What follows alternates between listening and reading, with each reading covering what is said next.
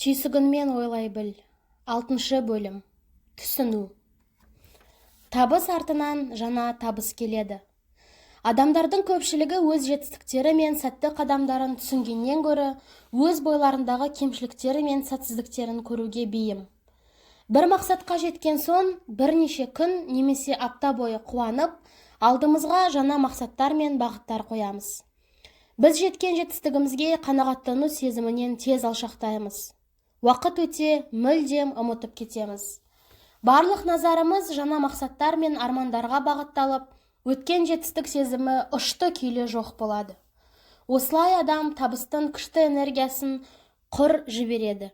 Әлі де қол жетпегенге баса назар аударып, біз санадан тыс миымызда өзіміздің қалыптаспағандығымыз туралы ойды тудырамыз. Адам өзінің жеткен жетістіктерінің энергиясын пайдалану арқылы таң қаларлық жетістіктерге жете алады. Өкінішке орай ол мұны өте сирек жасайды.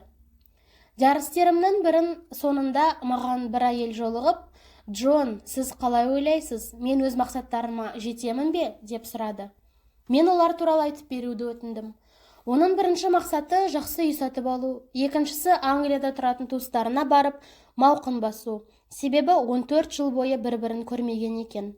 Ал үшіншісі бір адаммен қарым-қатынас құру. Ол жалғызбасты ана. Қолында 3 баласы болғандықтан және өте қарапайым өмір сүргендіктен осы мақсаттар сол кездері оған қол жетпестей болып көрінді. Бірақ менің дәрістеріме қатысу арқылы ол өзінің өмір сүру жағдайын жақсарту үшін ми күшін пайдалану тәсілдерін үйренгісі келді. Мен оны ми күшін пайдалану арқылы алдына қойған мақсаттарға жете аласын деп сендірдім. Осы жағдайдан кейін мен ол әйелді есіме алған жоқпын. Біздің алғашқы кездесуімізден 1 жыл өткенде ол маған телефон шалды. «Джон», деп қобалжи бастады ол, «не болғанын сіз ешқашан тауып айта алмайсыз. Мен қазір хауызы мен бау-бақшасы бар жаңа үйде тұрып жатырмын». Мен оған қуанышыңызға ортақпын деп едім, ол сөзін жалғастырды. «Мен 3 апта бойы Англияда өз туыстарыммен болдым, ал ең бастысы мен ғашықпын. Мен шын мәнінде ғашықпын». Әрине, мен онымен кездескім келді. Біз бірнеше ай өткен соң ғана кездесе алдық. Ол мені әуежайда қарсы алды. Бірақ мен күткендей оның жүзі қуаныштан жайнамады. «Джон, ми күші маған неге көмектеспейді?» деген сұрақ қойғанда, мен таң қалдым. «Не себепті ми күші маған көмектеспейді?» деп қайталап сұрады ол менен. Мен өз құлағыма өзім сенбедім. «Мен қателеспесем, сіз жаңа үй сатып алғыңыз келді емес пе? Англияға барып, туыстарыңызбен қауышып, жақсы адаммен қарым-қатынас құрғыңыз келген әйелсіз ғой, ол солай ма?» дедім. Ол маған ұялып қарады да, «О, мен бұл туралы ұмытып кетіппін» деді. Ұмытып кетті. Оны қалай ұмытуға болады? Өте оңай. Біз әрдайым осындай жағдайға тап боламыз. Ол бұрынғы мақсаттарына жетті.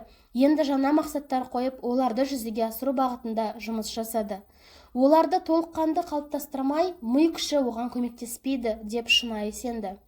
Ол өзінің бұрынғы жетістіктерін өзіне тиісті ретінде қабылдап, оларды ұмытып кетті. Оның миы толыққанды жаңа мақсаттарға бағытталды. Біз өзіміз қалағанға баса назар аударып, бұрынғы жетістіктерімізді ұмытып кетеміз. Өзіңізде жоқ нәрсеге баса назар аударудың қажеті қанша? Бәріміздің өмірімізде де сәтсіздікке ұшырайтын сәттеріміз болады. Өзіңіздің бұрынғы және қазіргі уақытта жеткен жетістіктеріңіз үшін өзіңізді марапаттай біліңіз. Кішкентай ғана жетістік болса да, өзіңізді мықты, сәтті, өзіңізді мақтан тұта алатын сәттерді іздеңіз. Кішкентай ғана жетістігіңізге риза болып, оны осы сәтте табысты сезіну үшін пайдаланыңыз. Бұл болашақта сізге жетістікке жетуге көмектеседі. Жаңа мақсатқа жету үшін жеткен табысыңызды мойындау өте тиімді. Мысалы, сіз жас режиссерсіз. Сіз алдыңғы қатарлы студияның қолдауына ие болып, жетістікке жеткіңіз келеді. Мойындау әдісін қолдану арқылы сіз өзіңіздің режиссерлік қабілеттеріңізге сенімділік сезінетін сәттерді іздей бастайсыз. Бұл сіз баяғыда түсірген шағын метражды фильмде болуы мүмкін. Сол кезде сыншылардың айтқан сөздерін де еске алуға болады. Сіздің фильм қызықты әрі болашағы бар деп берген бағасы да бойыңызда табыс сезімін оятады. Осы сәтте тоқтап, сіз бөлшектерге аса мән беретініңізді еске салыңыз. Сіздің фильмдерге қатысты түрлі адамдардың айтқан жағымды сөздерін есіңізге алыңыз. Соңғы кездері жинаған біліктілігіңіз бен прогресті мойындаңыз. Іздеңіз. Мен қайталап айтамын, іздеңіз. Табысты деп танылған сәтті іздеңіз. Көзіңізге көрінгенді ғана мойындамай, барлығын мойындау керек. Бұл күлкілі немесе маңызды емес деп ойламаңыз. Сіздің оң қасиеттеріңіз де шынайы, сондықтан да оларды мақтан тұтыңыз, табысты сезініңіз. Миыңызға жеткен табысыңыздан бірнеше минут ләззат алуына мүмкіндік беріңіз. Бұл әдісті нақты бір мақсатқа жету үшін ғана қолданбайды. Сонымен қатар, жалпы табысқа жету мақсатында пайдалануға болады. Дәл қазір 10 минут уақытыңызды бөліп, өміріңіздің барлық жақтарына қатысы бар өзіңіздің мықты жақтарыңызды қағаз бетіне түсіріңіз. Мысалы, мен талғаммен киінемін. Мен жұмыста сәттімін. Мен бірегей тұлғамын. Мен көп білемін. Мен әңгімешілмін. Мен жомартпын. Мен суретті жақсы саламын. Мен оптимистпін. Мен автокөлікті жақсы жүргіземін. Менімен араласу адамдарға жақсы әсер береді. Осымен тоқталып қалмаңыз. Сіздің оң қасиеттеріңіз шексіз. Адамдар мені жақсы көреді. Мен көп жұмыс жасаймын. Мен өмірден ләззат аламын. Мен жұбайымды сүйемін. Мен үлгілі ата-анамын.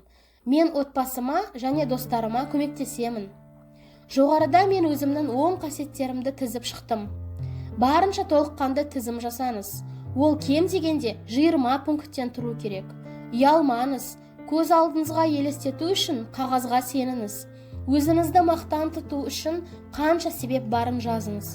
Осы жаттығудың мақсаты сіз өзіңізді мақтан тұтуыңызға толыққанды құқығыңыз бар екенін түсіну. Бұл оң сезімдер болашақта сәттіліктің негізі болатын табыс сезімін тудырады. Осы тәсілді кез келген мақсатқа жету жолында қолдануға болады. Сіздің ойыңызша қай қасиетіңіз қойылған мақсатқа жетуге жәрдемдесетінін ойлап, кем дегенде 10 пункттен тұратын тізім жасаңыз. Мысалы, сауда агенті болу мақсатында осы жұмыста сізге қажет болатын қасиеттеріңізді және өзгелерден ерекшелейтін қасиеттеріңізді тізіп шығуға болады. Сіздің тізіміңіз келесі қасиеттерден тұруы мүмкін. Мен игілікті адаммын. Мен адамдармен тіл табыса білемін. Адамдар мені жақсы көреді. Мен адамдармен жұмыс жасай аламын. Мен сауда адамымын. Мен бұрынғы жұмыс орнымда жұмысымды жақсы атқардым. Мен адамдарды көндіре аламын. Мен дарынды адаммын. Мен талғаммен киінемін және сыртқы келбетім жақсы көрінеді. Мен жинақымын. Мен көп жұмыс жасаймын. Мен қойылған мақсаттарға қол жеткіземін. Егер де сіз осы тізімді жасамасаңыз, онда әңгімелесуге барғанда осы орын менікі болады деп үміттеніп барасыз. Бұл жағдайда осы орынды алу үшін тиісті дайындыққа ие екеніңізге сенімді болу керек. Табыс артынан жаңа табыс келеді, ал сіз көп салаларда жетістікке жеттіңіз. Жеткен табыстарыңыздан шығатын энергияны қаншалықты сезінесіз, соншалықты сырттан табысты өзіңізге тартасыз. Сондықтан да осындай тізім құрыңыз. Өз миыңызды қуаттандырыңыз, жігермен жұмыс жасаңыз, белсенді өмір сүріңіз. Өз құндылығыңызды төмендетпеңіз. Әрдайым өзіңізге сеніңіз. Жоғарыдан сый күтпеңіз. Джон Леннон айтқандай, болашақты осы күннен жасаңыз. Өз құндылығыңызды мойындаңыз, тағы да мойындаңыз. Сана шынайы өмірді жасайды, ал сіз өз санаңызды жасайсыз.